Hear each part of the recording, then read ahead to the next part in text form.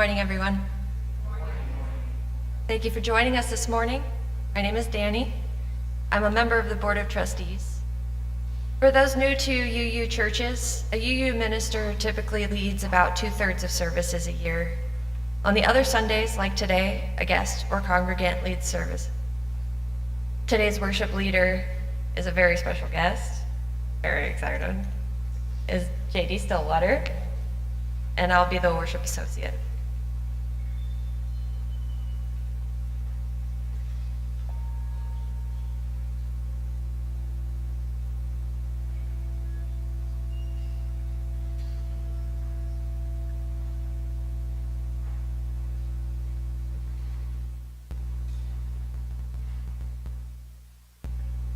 Still hear it? It rings a long time. Beautiful. Well, good morning. Whether you're in the sanctuary or online, welcome to the Sunday service of the Unitarian Universalist Church of St. Petersburg. We acknowledge that we meet this morning on land stolen from the Tocobaga and Seminole Native Americans, and we strive to right past wrongs when we can. This Wednesday, January 14th, marks the Hindu holiday Makar Sankranti, a midwinter harvest festival. I think we're talking about something closer to the equator, must be, a midwinter harvest festival. Thursday the 15th begins the UU 30 Days of Love celebration, so watch for that. My name is JD Stillwater. I use he, him pronouns, and I'm really honored by your repeated invitations to serve as a guest in this pulpit. I titled today's worship service, Nature's Scripture, the Interfaith Promise of Science. And in that vein, I want to share something that's not in the script. It's a quote from none other than Walter Cronkite, something he said decades ago. Just listen to this. He said, "It seems to rise again when the crisis times come. And this is a time of most severe crisis, as we all know, not just for the history of the United States and the survival indeed of our democracy, but for the future peace of the world. And never before probably has the need for interfaith commitment been nearly as great as it is at this very moment." End quote. So I'm thrilled to be with you this morning, and I'm already really enjoying working with Worship Associate Dani Blye. JD. My name is Dani again. My pronouns are they or them or whatever. If you want a church where growth is a lifelong journey and where learning is a joy, I have good news. You may have found your church home. Here at UU St. Pete, our differences are what make us stronger as a community. Beloveds of all ages and all neurotypes are welcome. Coloring books and fidgets may be found in the narthex, that's that front room back there. And please read the rest of your announcements in your order of service, in our monthly newsletter, and on the TV in Gilmore next door during coffee hour. As Unitarian Universalists, we are a people of diverse beliefs, but we share a common faith that every being is worthy of love, and that what we do in this world matters, and that we are connected to one another and to the earth. So whoever you are, wherever you are on your journey, you are welcome here this morning. Allow me to give a special welcome to any newcomers. If you're new to UU St. Pete, or even relatively new, can you give a wave? Oh my goodness, that's so wonderful. If you would be willing, and if you would like to, please briefly introduce yourself. JD can bring the microphone. You're under no obligation, but the microphone is so that those who are on YouTube can hear you.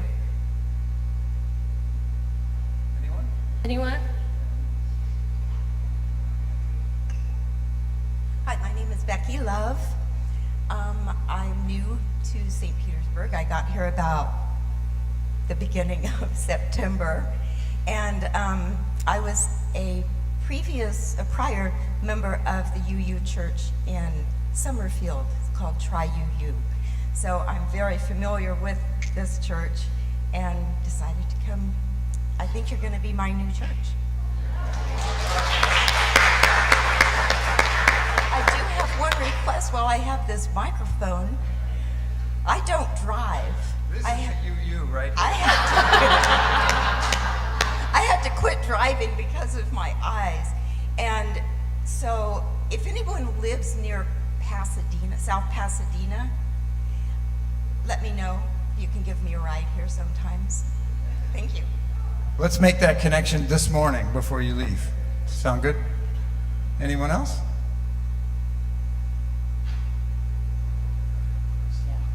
Good morning. I'm Ellen Tetlow, and I'm visiting from First Unitarian Church of Orlando, but I actually live in Cocoa Beach.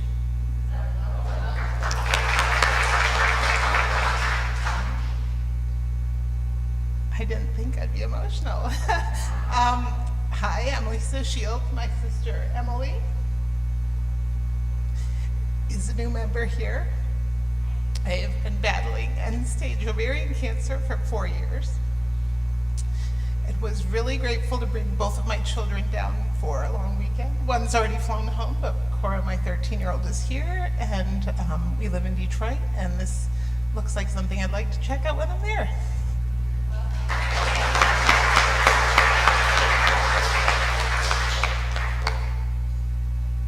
We have time for one more, if anybody else is willing.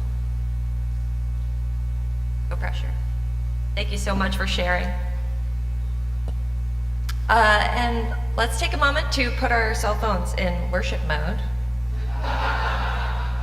Good, thank JD for that one, that was good. Regarding masks, we encourage you to wear one as you're comfortable. And let's take a minute or two to turn and greet our neighbors to meet all our newcomers and say hello. Please remember to get consent if you're going to hug or shake hands.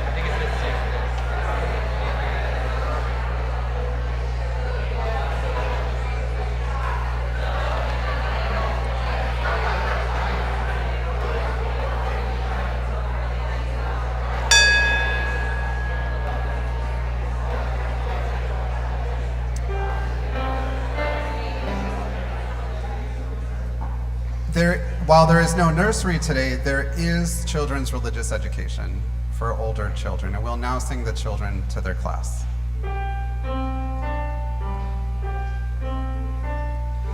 Go now in peace, go now in peace. May the spirit of love surround you everywhere, everywhere you may go. Have our very own Rebecca up for a view from the pew.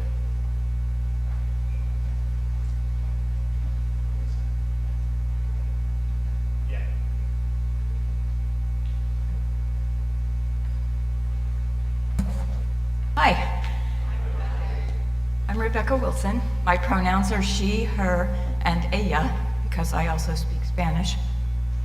I'm here with a view from the pew on behalf of the UU St. Pete Racial Justice Team. I'm happy to see all of you here this morning. We have a reading.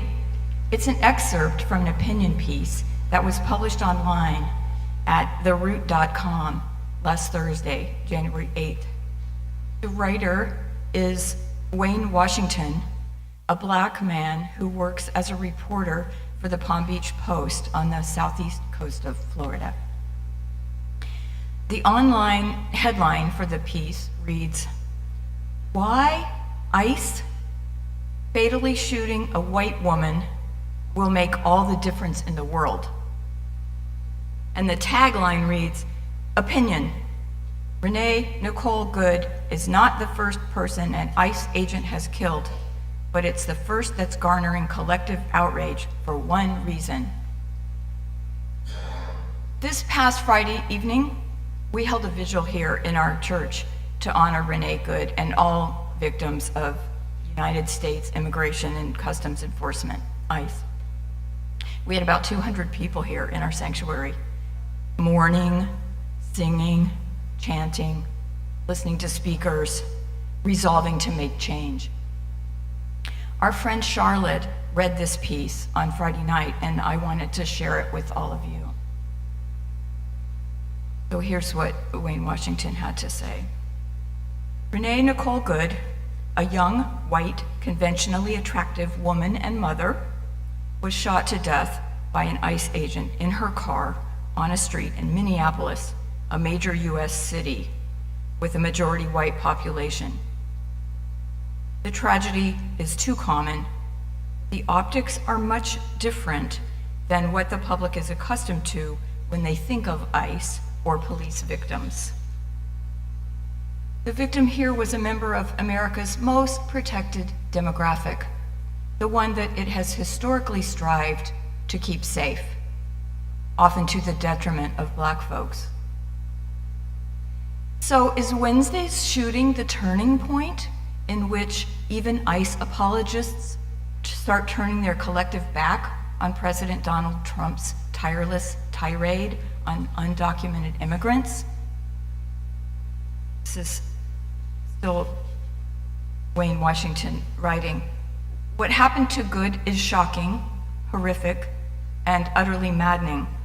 But it's also telling that all the other big headlines of the week, particularly the raid to capture Venezuelan President Nicolás Maduro and everything Trump has up his sleeve following that, have been swept aside as focus turned to Good. Her tragic death has been viewed now from countless angles and discussed by breathless TV talking heads endlessly. It doesn't take heightened senses to feel the nation's collective shock and outrage. It always happens whenever a young white woman is killed or even disappears for a while. The author goes on to talk about the attention paid to cases of white women who disappeared or were murdered or kidnapped. And then he says, "We could spend pages rattling off the Black and brown deaths and disappearances that garnered nowhere near the same degree of attention as any of these white women have." ICE agents were dispatched to Minnesota, despite pleas from Governor Tim Walz and Minneapolis Mayor Jacob Frey that the deployment was unnecessary and dangerous. On Wednesday, an ICE agent shot Good to death in her own vehicle. She is not the first person to die during an ICE deployment. The New York Times reported that Good's death is the 9th shooting by ICE just since September. Not one of those shootings has generated the attention and outrage that has accompanied Good's killing. Several of the others shot by ICE were Hispanic. Trump administration officials have said that each of the shootings were justified, using the type of blame shifting that the government and society at large typically reserves for Black folks. Even if Black folks are the perfect victim, they'll find some wiggle room to blame Black folks for our demise. This is Wayne Washington speaking. And he says, "But Good's death feels different. ICE is ostensibly designed for the protection of American citizens, but it just claimed the life of the most precious of that demographic, at least in perception. Now, the veil is lifted, and the paradigm has shifted. Good was not undocumented. She was not an immigrant. She was not Black or brown. There will be those who ask themselves, perhaps for the first time, A simple question. If it could happen to her, could it happen to me? So this piece by a fellow citizen of Florida who is Black called out to me as a member of the UU St. Pete racial justice team. We as a team have been working on ways to educate ourselves and to take action for change. I invite you to stop by the social justice table at coffee hour after the service to learn more about this work and how you can be involved.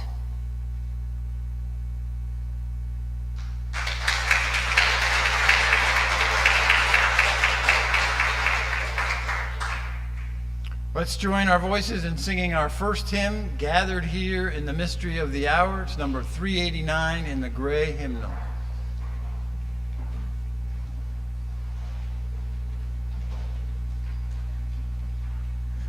Hi, good morning. This is my second time leading a hymn. If you haven't met me before, my name is Liam Dunn, and I'm the music coordinator here. Last week, I actually sung for the first time since I started working here last March, and I co-led with a congregant named Michael Rowe. And where are you, Michael? Just want to thank you so much for getting me on stage to sing. This is another canon or round. You can see it's called Gathered Here in the Mystery of the Hour, a strange time we are in, which asks us to draw on a spirit, or to have a spirit draw to us, all of us. I can sing this one time by myself to get it in your ears, and then I invite you to sing with me. Gathered here in the mystery of the hour, gathered here in one strong body, gathered here in the struggle and the power, Spirit, draw near. Gathered here in the mystery of the hour, gathered here in one strong body, gathered here in the struggle and the power, Spirit, draw near. And I could even ask you to sing that again, and I'll start singing a little bit later than you. And if you just keep going and doing your thing, we'll be in a round. And I'll give you gathered, and I'll say ready and go. Gathered here in the mystery of the hour. Beautiful. Gathered here in the mystery of the hour, gathered here in one strong body, gathered here in the struggle and the power, Spirit, draw near. Beautiful. Gathered here in the mystery of the hour, gathered here in one strong body, gathered here in the struggle and the power, Spirit, draw near. Can you say those last two measures with me one more time? Spirit, draw near.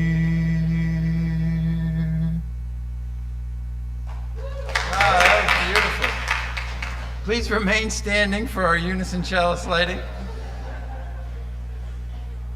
The flaming chalice, that's coming up, hold on. The flaming chalice is a reminder that we choose to focus here together for this time today, and that we believe such time is sacred. And as Sabina lights our chalice, I invite you to affirm our covenant out loud. And the words are in your program or on your screen if you're at home. Love is the spirit of this church, and service is its law. This is our great covenant, to dwell together in peace, to seek the truth in love, and to help one another. We come to the time in our worship service for joys, sorrows, and concerns. Those of you on YouTube Live are not in this room, but your presence is still felt. Please type your joys and sorrows into the text chat. If you have a joy, sorrow, or concern to submit during the week, please write to Reverend Ben at minister@uustpete.org. Sandra will place a stone in the water for each one that was submitted this week. And if you have additional cards that you filled out, you can bring or send them up now.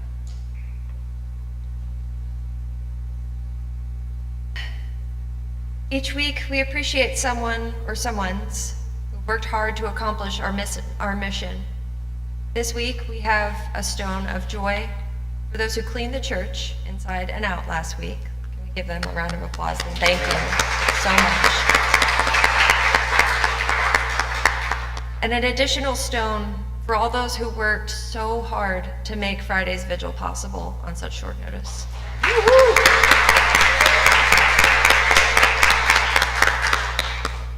Sandra, a stone of joy and gratitude for the president of our Unitarian Universalist Association, Reverend Dr. Sophia Betancourt.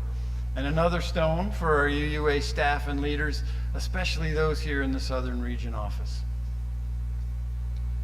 I have a stone from Trish Flaw. Catherine Cat Bastian's husband, Chris, is at the hospital waiting to be scheduled for surgery due to a clotted artery in his leg. While he is stable now, we hope he is scheduled soon and back to healthy. We have a stone of joy from Karen Cole. Am I saying that right? Karen is feeling some joy about all those who helped pull off the vigil on Friday evening for the victims of ICE. We did it within 24 hours, really fast pulling it off. And for those who came to receive the vigil, all 194 people who filled this room. I have a stone of sorrow from Joanne. It reads, I learned just this week that my friend Shayna, whom I lost touch with several years ago, died around this time last year.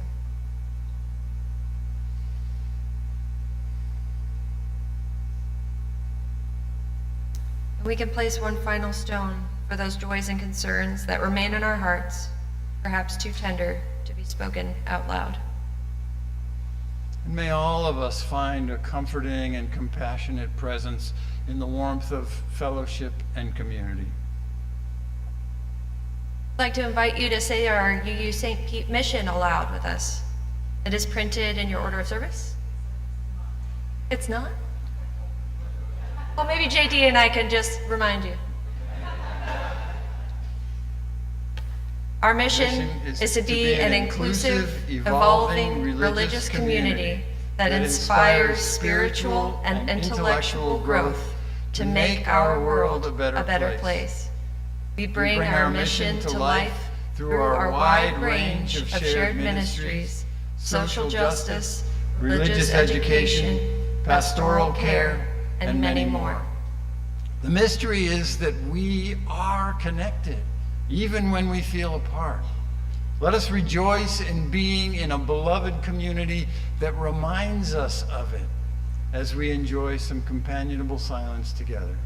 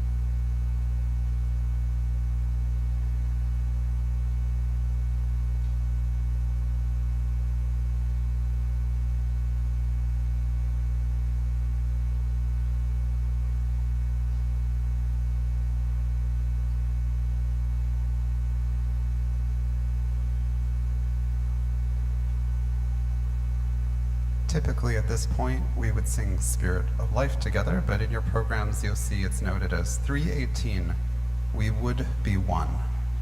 Good thematic for today.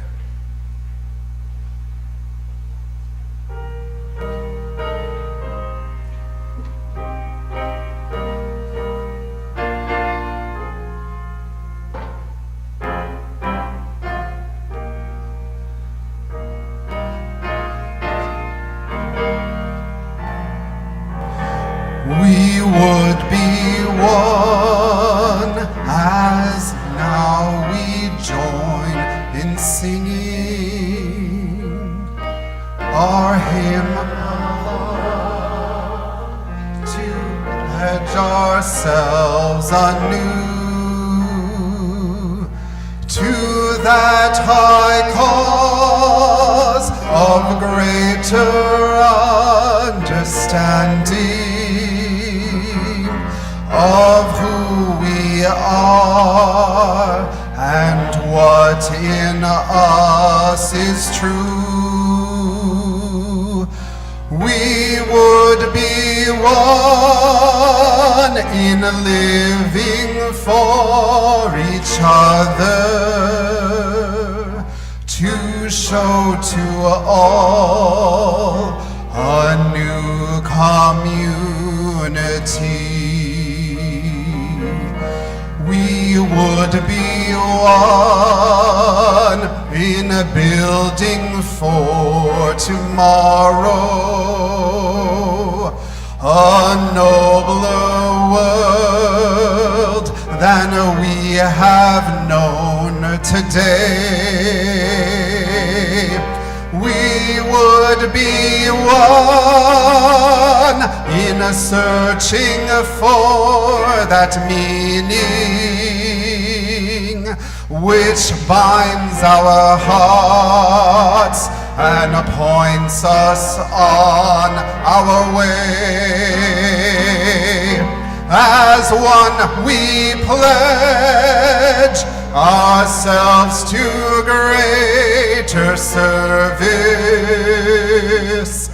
with love and justice strive to make us free.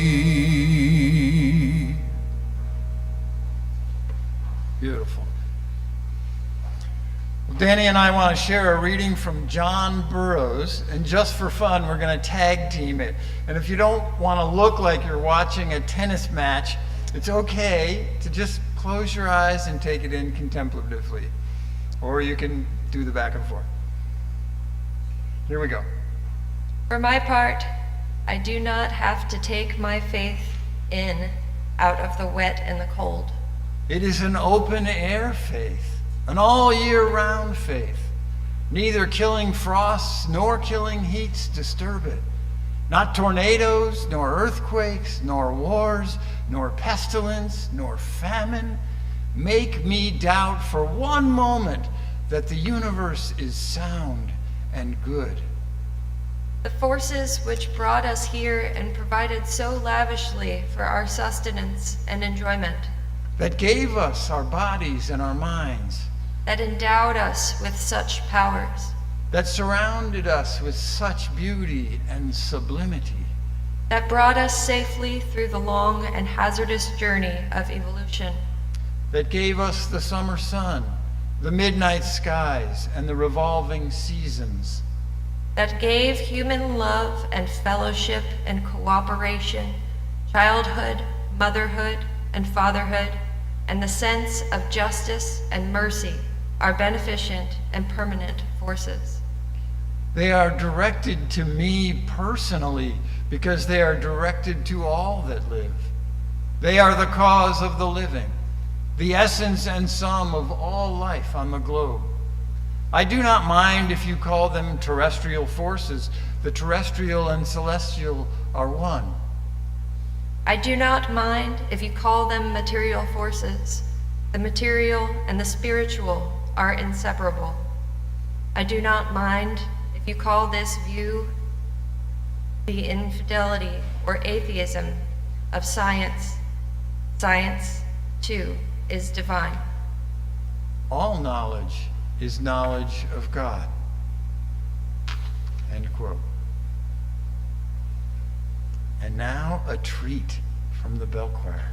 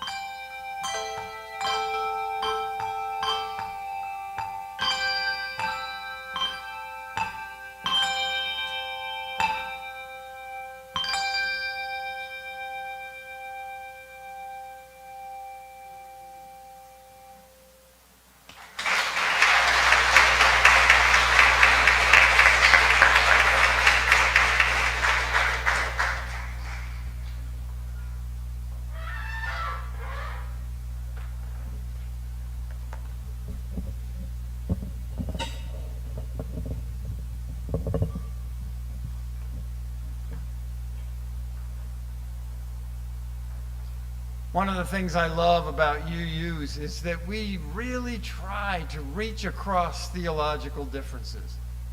We're not perfect at it, of course, but we do successfully spend Sunday mornings in religious community together, even with quite different theologies, right?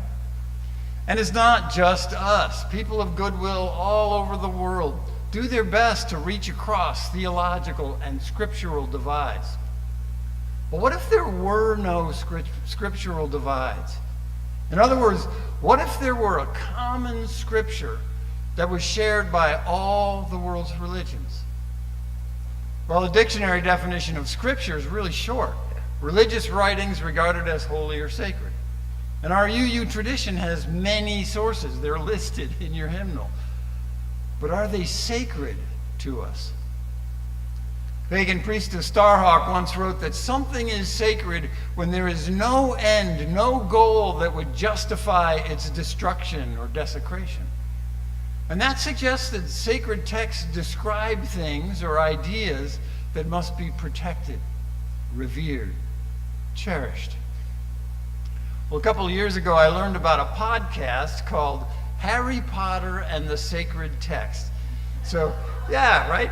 This Harvard divinity student named Vanessa Zoltan began studying Jane Eyre as though it were a sacred scripture, just to see what spiritual meaning she might be able to glean from it. And she and her professor were astounded at how beneficial that was. And the effort grew into a study group there at Harvard Divinity School for future ministers. And at some point, someone in the group suggested maybe they should use books people actually like. So they started studying the Harry Potter books as though they were sacred texts.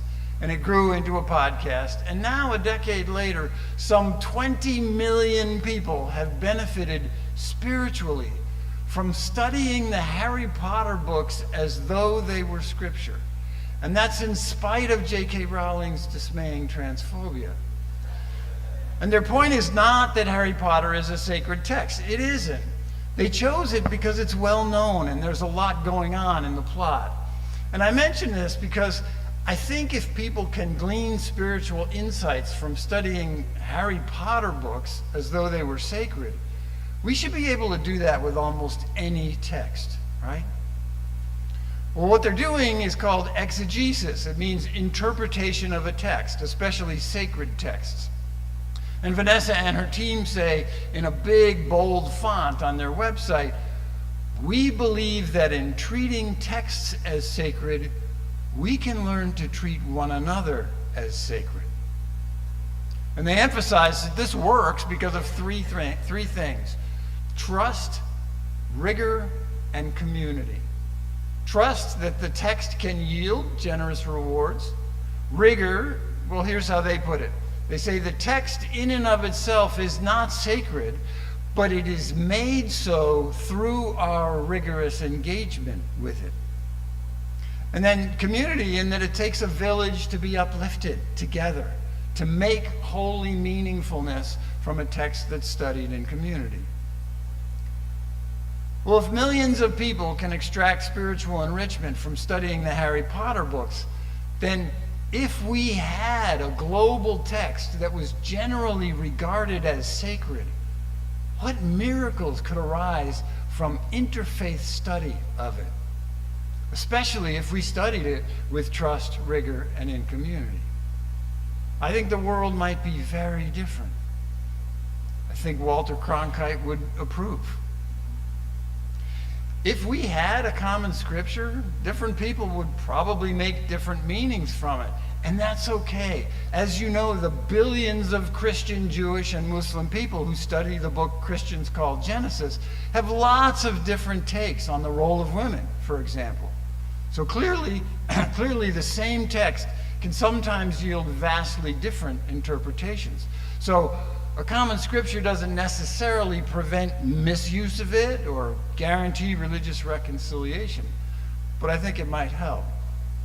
At the very least, we could have some shared holidays, right? And we would have a common language for addressing challenges, from personal challenges to global crises. At heart, religious scriptures are about spiritual experience. When I ask people to share about their spiritual experiences, almost always they describe something that happened in a natural or wilderness setting. Or almost as often, an experience that was deeply connective with someone or something outside of themselves.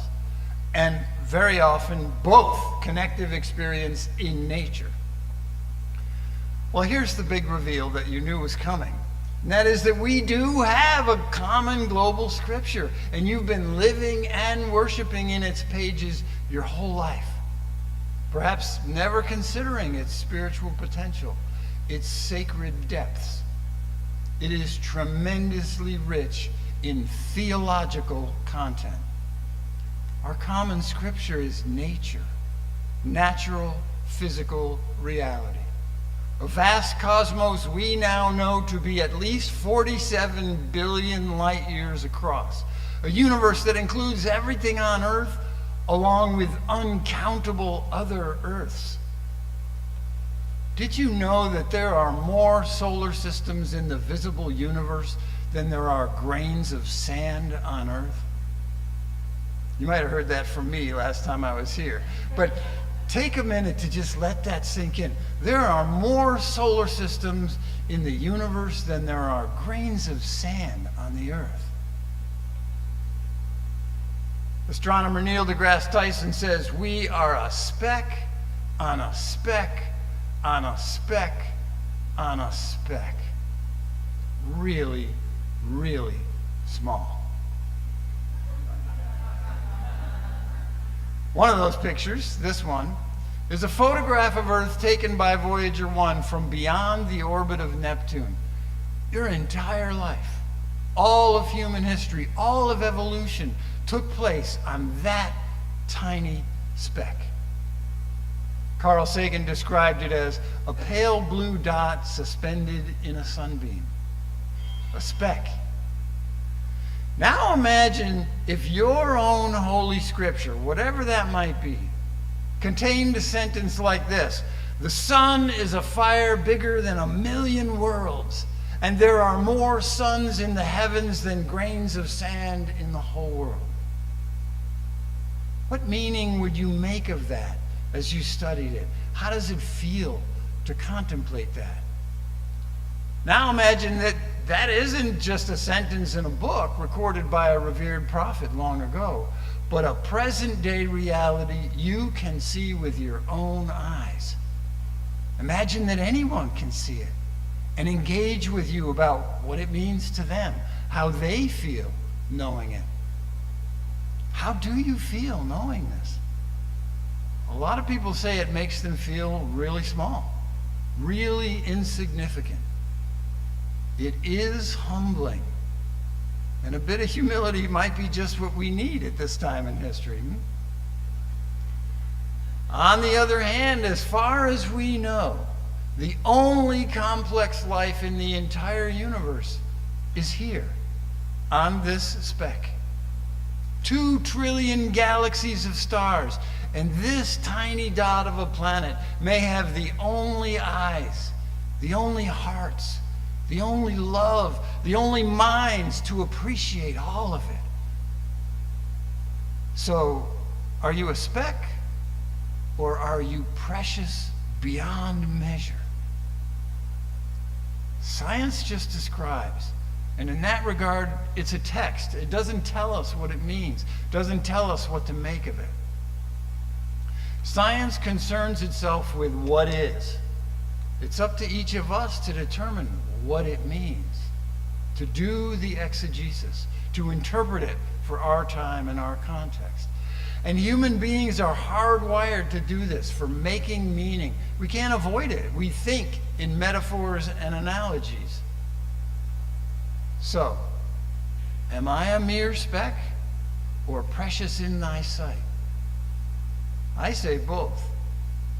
For me, being both minuscule and precious instills a kind of durable humility, along with a sense of responsibility.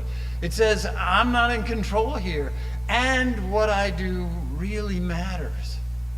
I'm a terribly small part of something incomprehensibly vast, and nevertheless an essential part of it.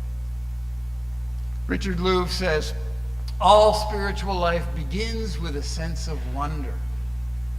Well, I have spent many years now collecting and cataloging awe-inspiring wonders of natural reality.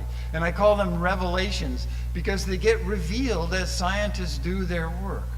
Revelations like the number of stars.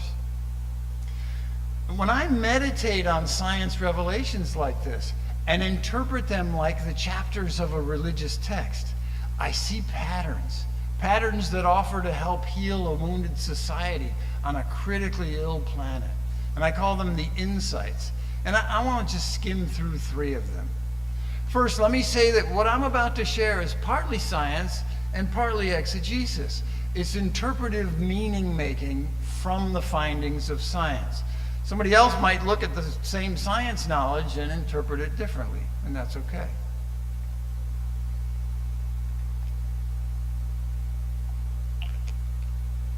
I think I might have. No, we're good.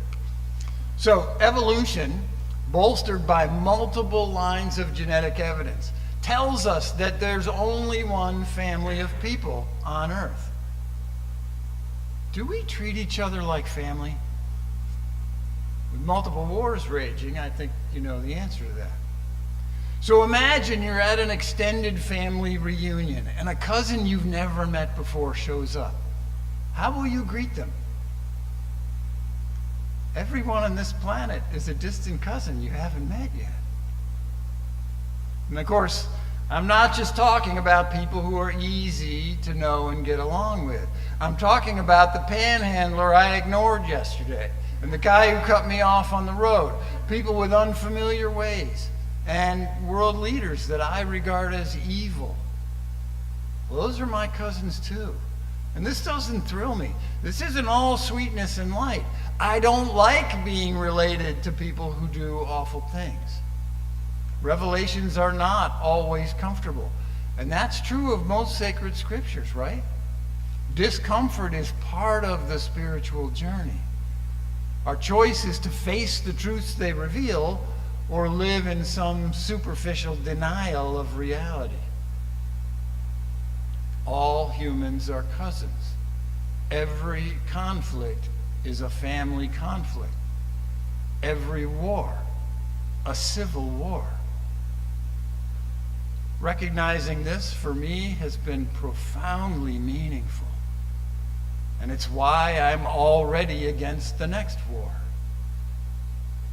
And this kinship goes beyond just our human cousins, because the tree of life on this planet is a family tree with branches for every living thing on this planet. Every living thing is a distant cousin of yours. And we're embedded in Earth's cycles. You know, our bodies are part of the water cycle, the carbon cycle, and so on. That's the science. And until recently, I used the word interdependence for this, as in the interdependent web of existence. But it never felt fully adequate to me. We are not separate objects that depend on trading materials and energy with other objects. We are integral elements of a larger whole. And a few years ago, I learned the word interbeing as used by Buddhist teacher Thich Nhat Hanh. And I think interbeing fits better. I am not a distinct but interdependent object. I exist as an integral interbeing within and as a living planet. Kind of like each cell in my body is an integral interbeing within and as me. Imagine my heart at war with my liver cells. Interbeing extends beyond Earth too. Every atom on Earth came from somewhere, and now we know where, just in the last 150 years. All the atoms heavier than hydrogen and helium were forged inside the furnaces of exploding supernova stars. Stars make all those other elements out of hydrogen and helium.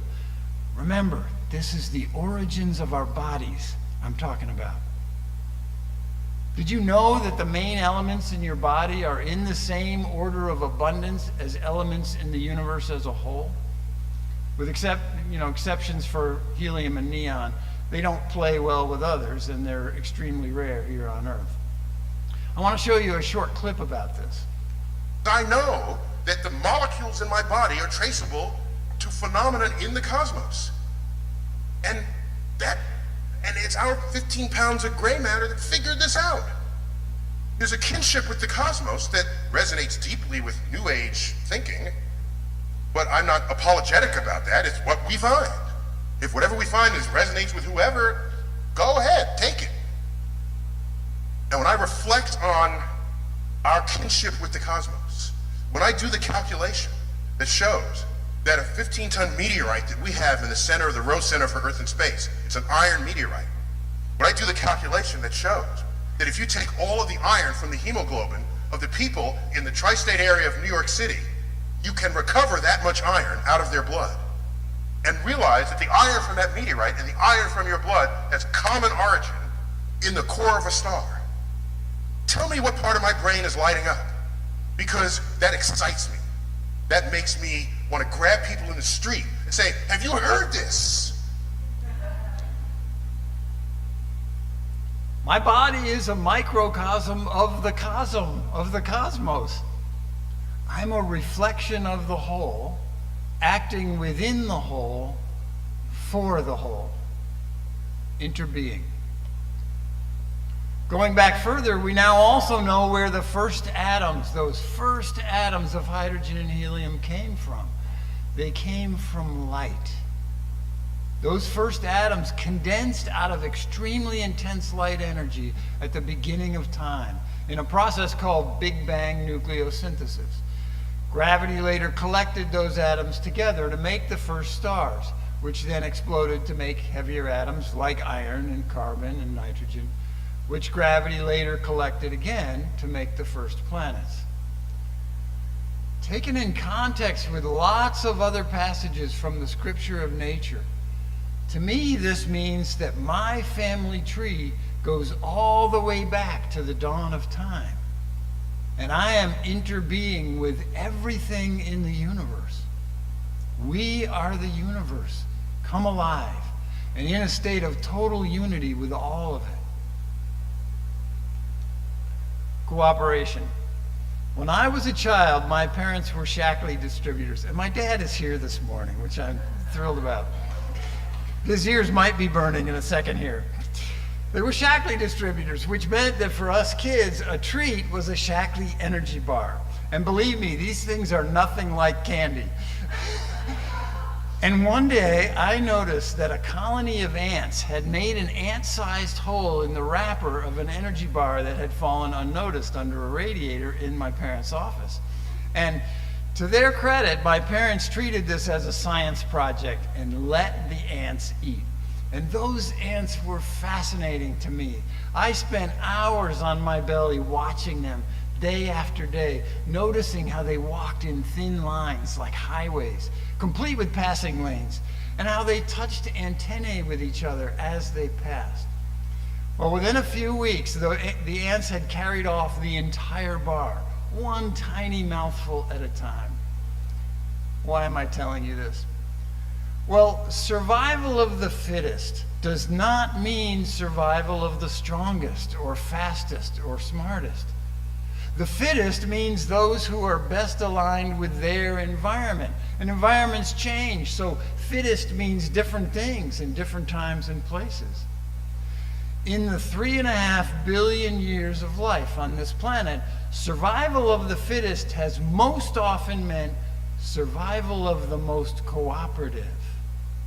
There is competition between individuals and between species, but survival is often a team sport. So cooperators almost always have an advantage. The worker ants moving that cricket on the screen, they're sterile. They have no chance of having baby ants of their own. They are working to support their sisters and nieces who will. Cooperation is the essence of every major advance in the complexity of life on Earth.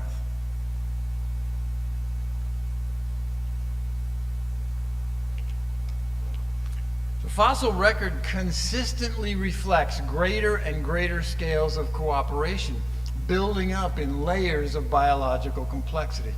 Living things cooperate in larger and larger assemblies, and that allows new potentials, new qualities to emerge. And all of this only happens if there's diversity. No evolutionary change can happen in a population if its members are all clones of each other. When there's diversity, natural selection has something to work with, promoting alignment with the environment and hindering misalignment. And it's important to mention here that natural selection works on populations, not individuals. So the darker colored moth in this picture is just as likely to be eaten by a bat when these two are flying. So the lesson here is not that some individuals are better than others. It's that diverse populations have more survival options, like a football team that's proficient in more plays, or a musical group with a larger repertoire. And this is true of cultural evolution too. If we all spoke the same language, worshiped the same way, ate the same foods, we would all be far less adaptable as the world changes around us. So diversity is a prerequisite for resilience. Natural reality, as science reveals it to us, is our common global sacred scripture. And it could be a source of great unity between the world's faith traditions. The work of science is done by representatives from every major faith tradition on the planet. And they share their process and their findings globally for all humanity to take inspiration from. More than nations or religious organizations, any NGOs, more than any other human endeavor, science is people from every culture and nation and faith working together to reveal nature's secrets. The culture wars urge us to think of science as some kind of enemy of religion and spirituality, claiming that science reduces all magic and mystery to the mundane mud of materialism. Well, I gotta tell you, the last 150 years in science have done just the opposite. Every discovery, every dark frontier illuminated, reveals even greater mysteries beyond the shores of our knowledge. With each new discovery, nature's glory and intricacy grow, often by leaps and bounds. And in me, they inspire an ever-expanding awe of the creative forces that birthed all this, whatever we might call them. So, it's tempting to say, science is awesome, but it's nature that's awesome. Science just reveals it to us. Science brings us revelations that could serve as a global interfaith scripture on the handiwork of ultimate source. If the world's religions wanted to work together for the sake of future generations, I think they should start on common ground. And natural reality is the only literal common ground we have. And here we are, living in it, living as it. And it's true that sometimes new discoveries force us to reconsider our beliefs in a new and more expansive light. That's a spiritual practice too. And for me, it's had powerful implications for who I am and what's important to me. And I think it could have powerful implications for others too, and for interfaith dialogue. For example, how does the kinship of all living things resonate, similarly or differently, for Hindus and Muslims, for Jews and Taoists, for Jains and Christians, for Mormons and pagans and atheists? What could they learn from one another once they go a little deeper than polite tolerance of each other?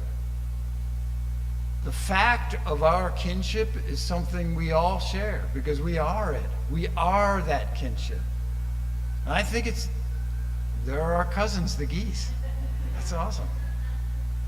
I think it's a solid ground for supporting deep and authentic interfaith dialogue. And kinship is just one chapter of science's vast available scripture.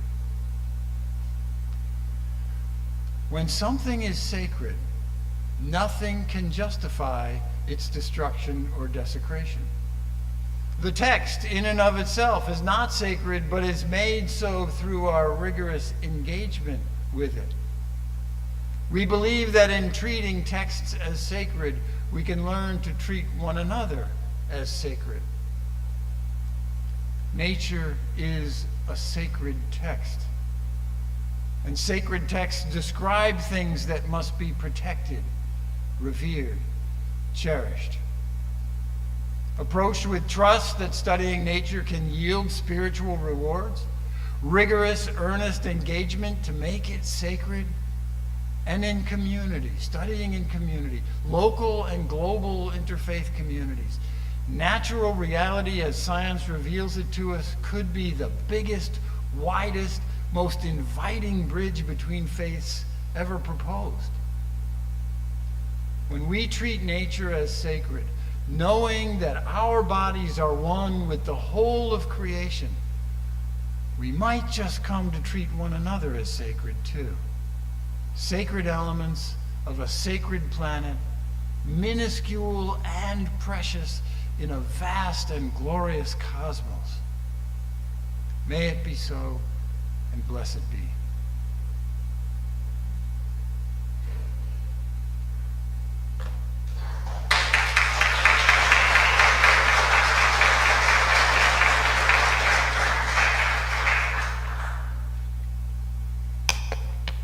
So much, JD. We eat fruit from trees planted long before we're born. May we plant seeds that bear fruit long after we're gone. In the sanctuary, the offering will now be given and received.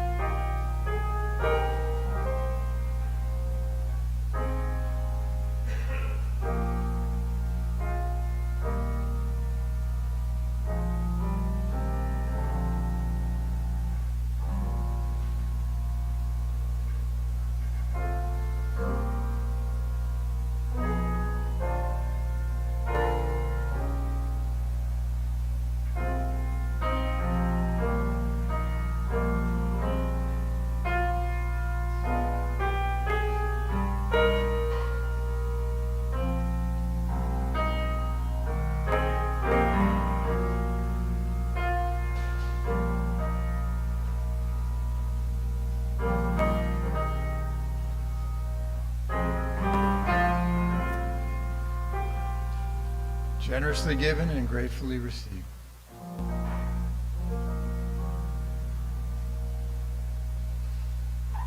Please rise in body or spirit and join me in singing our closing hymn, number 1057 in the teal hymnal. 1057. I'll sing through it one time for us. This is new for us. And then please join in for the second time through.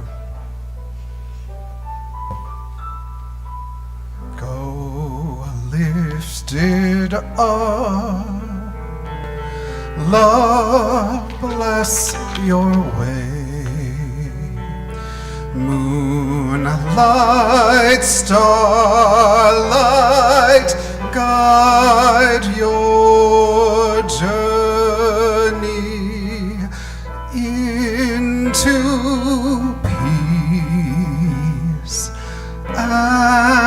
the brightness of day.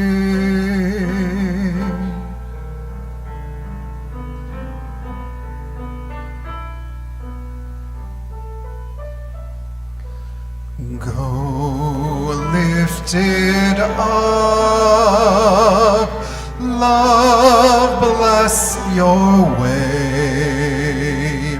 Moonlight, starlight, guide your journey into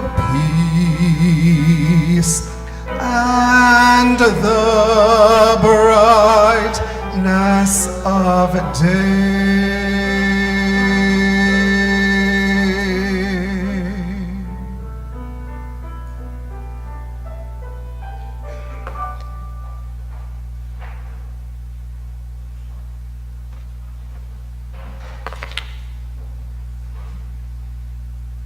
We invite you to follow along with the hand gestures.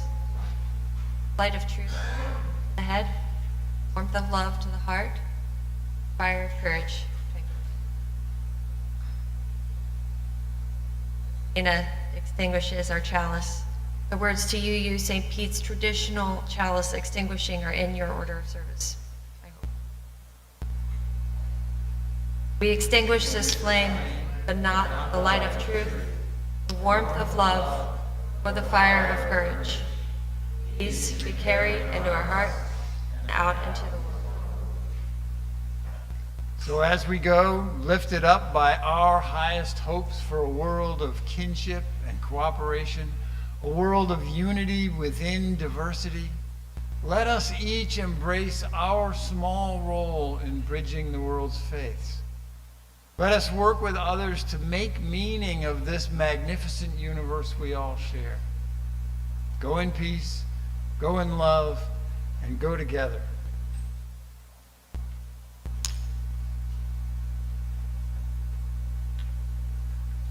Please join us in Gilmore Hall for coffee hour.